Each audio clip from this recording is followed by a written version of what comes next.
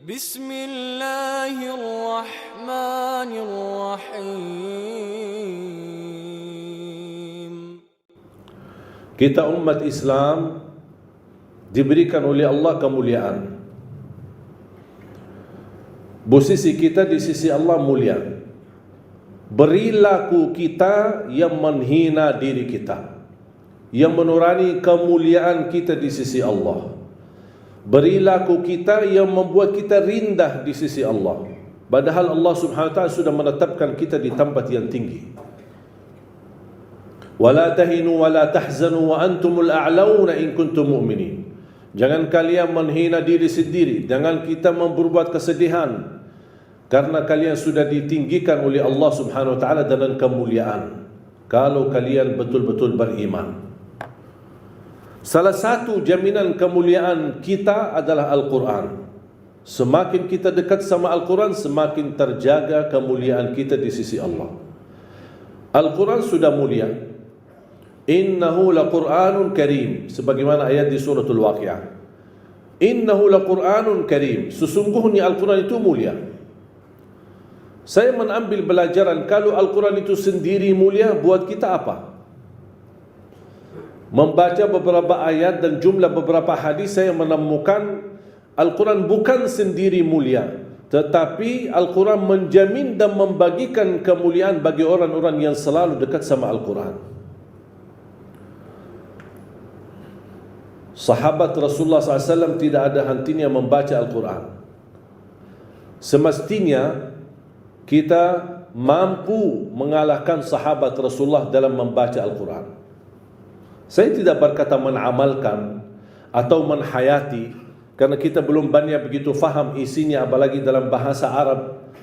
Tapi paling tidak kita mampu mengalahkan mereka dalam membaca Al-Quran. Kenapa? Karena di zaman mereka, zaman Rasulullah SAW dan para sahabat, tidak ada Quran. Yang ada potongan ayat-ayat yang ada di dalam kulit unta, kulit kambing yang disimpan sana sini. Jadi kalau ada orang mau sambungkan ayat atau kumpulkan satu surah, harus dia bisa berhubungan dengan beberapa orang lain yang bisa menemukan sahabatnya yang memiliki potongan-potongan ayat, digabungkan, belum dijadikan satu Quran. Makanya ada banyak para sahabat yang hafiz Quran karena mereka begitu mendengar wahyu dari Rasul dan membacakan ayat yang Allah kirimkan kepada Nabi Muhammad SAW, yang Allah turunkan kepada Nabi Muhammad SAW, mereka mampu hafal. Makanya ketika ada orang kesulitan mencari potongan ayat atau surah apa, dia cari para penghafal Al-Quran di zaman Rasulullah SAW. Siapa di antara sahabat? Dan ini dijalankan keadaan seperti ini sampai zaman Abu Bakar As-Siddiq radhiyallahu anhu. Ketika beliau menjadi khalifah, baru terkumpul Al-Quran menjadi satu, yang disebutkan oleh ulama al-jam'ul awal, kumpulan yang pertama menjadikan satu mushaf. Ketika datang zaman Uthman bin Affan radhiyallahu anhu, menumpulkan lagi menjadikan satu mushaf yang disebarkan atau diberedarkan di seluruh dunia dengan satu mushaf. Kita sekarang Al-Quran di mana-mana. Tidak ada kesulitan untuk menemukan dan mencari Quran. Dari segi harga, dari segi kualitas, kertas warna-warni, bahkan ada sekarang yang bertajwid, ada warna tajwid, ada asbabun nuzul, ada terjemahannya. Ada orang kesulitan barangkali ke pustakaan atau ke toko untuk beli Al-Quran, tidak usah capek. Alhamdulillah HP kita bisa download Al-Quran. Tapi sayang sekali, begitu fasilitas dan kemudahan kita mampu menjadikan Al-Quran budiman sehari-hari kita, tapi justru kita menjauh dari Al-Quran. Berapa kali kita baca Al-Quran dalam sehari? Saya pernah tes, kira-kira kalau maksimal saya khususkan waktu bersama Al-Quran, saya butuh berapa lama untuk khatam 30 juz. Di salah satu Ramadan, waktu saya di Madinah, kita selalu berlomba-lomba dengan teman-teman sekolah. Karena dulu di Madinah teman-teman sekolah, kita libur sekolah, mulai dari bulan suci Ramadan. Dan kita sudah sepakat kalau pas bulan suci Ramadan libur, kita bertemu di Masjid Nabawi dan berlomba-lomba sebanyak-banyaknya khatam Al-Quran. Dan saya bersama teman dan ada juga banyak kawan-kawan yang luar biasa. Ada yang 1 kali khatam, ada yang sambil 1 hari khatam 2 kali. Saya ketika tes butuh berapa lama untuk khatam 30 juz. Saya mulai membaca Al-Quran, habis subuh sampai zuhur, saya bagi alarm, kemudian saya stop, zuhur, habis salat zuhur lanjut lagi, on timernya, sampai asar, off timer, habis asar, on timer lagi. Hasilnya habis mengkhatam 30 juz, saya melihat waktunya 10 jam. 10 jam bagi orang yang standar bacaannya cukup bagus mampu mengkhatam 30 juz. Sedangkan ada orang 1 bulan 30 hari tidak bisa khatam 30 juz. 30 hari. Sedangkan 10 jam cukup. Apalagi sekarang kita di bulan Rajab. Bagi ahlul Quran, sebenarnya bulan Rajab dan bulan Sya'ban itu bulan mulia. Bahkan bulan Sya'ban disebutkan bulanul Quran atau bulanul Qurra. Yang suka membaca Al-Quran, bulannya mereka adalah Sya'ban, bukan Ramadan. Kenapa? Karena dari Rajab, Sya'ban mereka sudah mempersiapkan. Jangan sampai masuk Ramadan kita malas-malas membaca Al-Quran. Beda sama orang yang dari Ramadan ke Ramadan dia menunggu kesempatan. Hanya dari Ramadan ke Ramadan baru dia memperhatikan Al-Quran. Ada seorang perempuan namanya Kaila. Mungkin jamaah sekalian yang biasa nonton acara Hafiz Indonesia, seorang buta perempuan usianya 7 tahun. Saya tanya, Kaila berapa banyak membaca Al-Quran dalam seharinya? Dia jawab 5 sampai 7 juz. Saya berkata, kok kebanyakan banget? Banyak sekali. Tak capek? Kasihan kamu. Apalagi mohon maaf kamu buta. Kalau kamu tak baca Al-Quran, saya yakin Allah pasti maafkan. Karena kamu diuji dengan buta mata. Apa dia jawab? Dia berkata, saya malu sama Allah menjadikan buta saya alasan tidak membaca Al-Quran.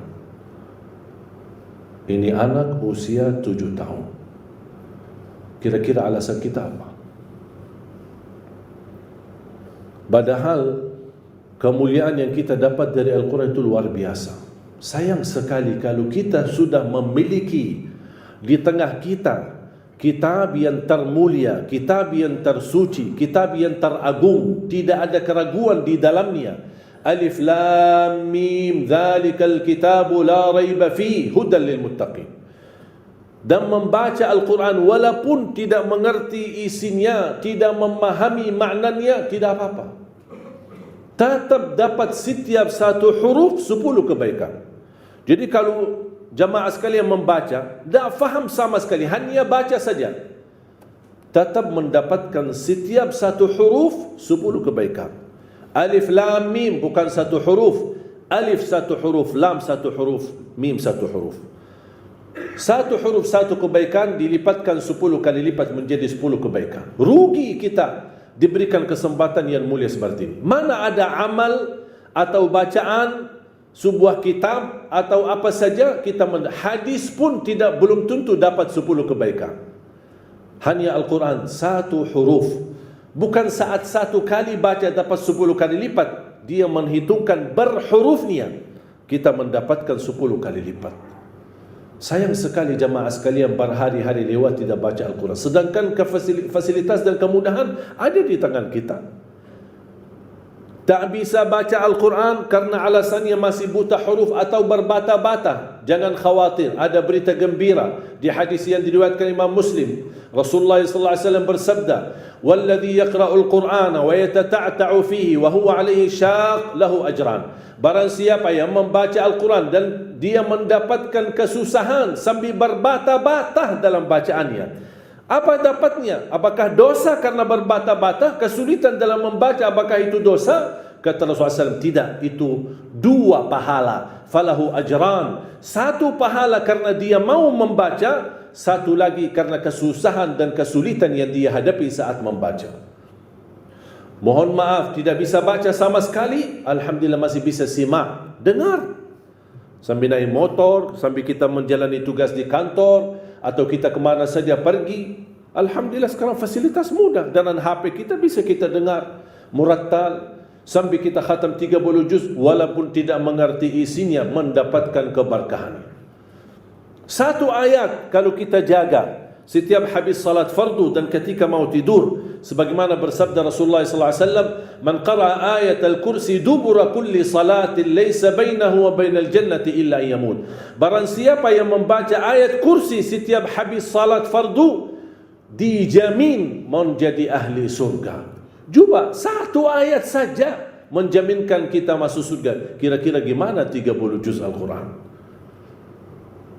Dan selalu saya sampaikan kepada jemaah, kalau seandainya buru-buru, lagi ada rapat, ada meeting, ada urusan mendadak, tak bisa berlama-lama di masjid, tak apa-apa, habis istighfar langsung baca ayat al-kursi, terus habis itu jalan. Terus gimana? Subhanallah walhamdulillah dan zikir-zikir yang lain, tak apa-apa, sambil jalan pulang bisa kita jalankan zikir itu.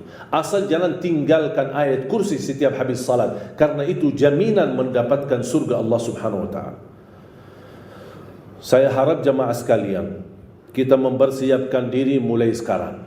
Jangan menunggu Ramadan yang datang, karena belum tentu bertemu Ramadan. Tidak ada yang punya jaminan punya umur sampai bulan suci Ramadan. Makanya saya harap, kalau tidak bisa 1 juz dalam 1 hari, minimal mulai harimu baca Al-Quran, tutupi harimu dengan membaca Al-Quran. Tunjukkan perubahan. Kalau anda ingin Allah rubahkan nasib kita, anda ingin Allah merubahkan rizkimu, Allah ingin merubahkan keadaanmu menjadi lebih baik, tunjukkan perubahannya kepada Allah Subhanahu wa taala. Tunjukkan perubahan yang luar biasa, akan dapat anugerah yang luar biasa. Tapi jangan kita menjadi hamba biasa-biasa saja, tapi minta sama Allah yang luar biasa. Itu tidak adil. Oleh karena itu jamaah sekalian, mari kita minimal mulai harimu baca Quran semampunya. 1 ayat, 2 ayat, 1 halaman, apa yang anda mampu tunjukkan. Begitu habis subuh, sebelum beraktivitas, sebelum jalan ke kantor atau kemana, kita baca Al-Quran. Begitu pulang, sudah mau tidur, siap-siap, sebelum tidur ambil air wudu dan baca Al-Quran. Habis itu tidur. Semoga di antara kita memulai hari kita baca Quran, tutupi hari kita baca Al-Quran, semoga di antaranya kita mendapatkan keberkahan oleh Allah Subhanahu wa taala. Berkah terjamin. Saya belajar dari ibu saya, setiap hari tidak pernah lewat pasti khatam suratul Baqarah. Setiap hari.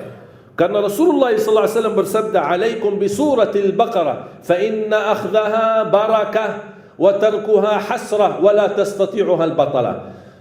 Ambillah suratul Baqarah, jagalah suratul Baqarah. Barang siapa yang membawa suratul Baqarah, sesungguhnya dia telah membawa keberkahan. Dan barang siapa yang meninggalkan suratul Baqarah, kata Rasulullah SAW, akan menyesal. Kira-kira mau mendapatkan keberkahan atau membawa penyesalan? Kalau kita merasa diri gagal menjadi ahlul Quran atau penghafal Al-Quran, mohon dengan sangat, jangan gagalkan anakmu menjadi penghafal Al-Quran. Saya kagumi dan terkejut ketika melihat anak-anak hafiz Indonesia, rata-rata dari orang tua yang awam, orang tua yang buta huruf, orang tua petani, orang tua yang tidak punya kemampuan. Bahkan ada orang tua yang tidak pernah belajar sama sekali Al-Quran. Tapi begitu dia memperjuangkan, sampai ada seorang ibu berkata, sudah hentikan buta huruf lagi. Di masa kami cukup banyak orang buta huruf. Kami tidak mau di generasi-generasi anak-anak kami masih ada yang buta huruf.